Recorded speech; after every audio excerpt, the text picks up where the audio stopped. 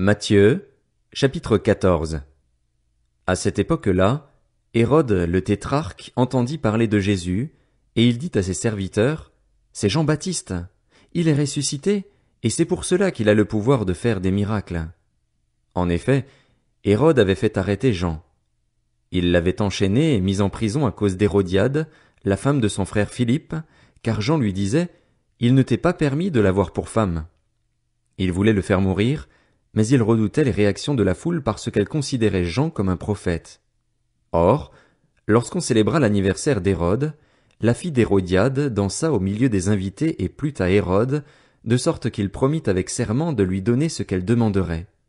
À l'instigation de sa mère, elle dit, « Donne-moi ici, sur un plat, la tête de Jean-Baptiste. » Le roi fut attristé, mais, à cause de ses serments et des invités, il ordonna de la lui donner et il envoya décapiter Jean dans la prison.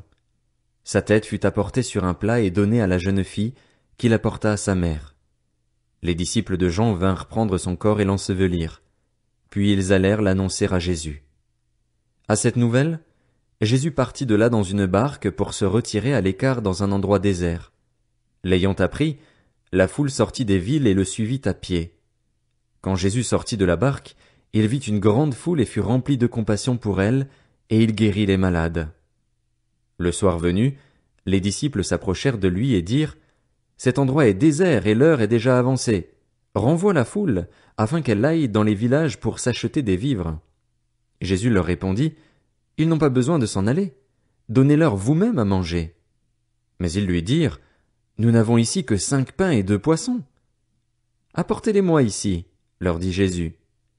Il fit asseoir la foule sur l'herbe, prit les 5 pains et les 2 poissons, leva les yeux vers le ciel et prononça la prière de bénédiction. Puis il rompit les pains et les donna aux disciples, qui les distribuèrent à la foule. Tous mangèrent et furent rassasiés, et l'on emporta 12 paniers pleins des morceaux qui restaient. Ceux qui avaient mangé étaient environ 5000 hommes, sans compter les femmes et les enfants.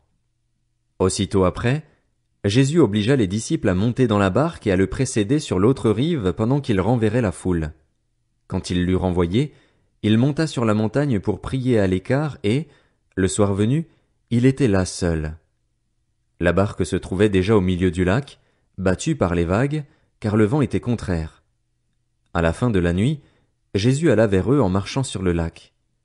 Quand les disciples le virent marcher sur le lac, ils furent affolés et dirent « C'est un fantôme !» Et, dans leur frayeur, ils poussèrent des cris.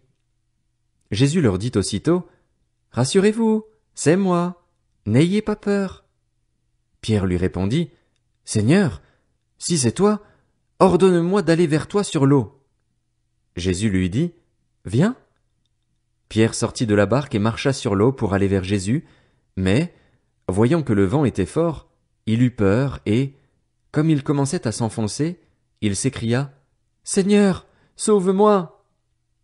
Aussitôt Jésus tendit la main, l'empoigna et lui dit, « Homme de peu de foi, pourquoi as-tu douté ?» Ils montèrent dans la barque, et le vent tomba. Ceux qui étaient dans la barque vinrent se prosterner devant Jésus en disant, « Tu es vraiment le Fils de Dieu. » Après avoir traversé le lac, ils arrivèrent dans la région de Génézareth. Les habitants de cet endroit reconnurent Jésus. Ils envoyèrent des messagers dans tous les environs et on lui amena tous les malades. Ils le suppliaient de leur permettre seulement de toucher le bord de son vêtement, et tous ceux qui le touchèrent furent guéris.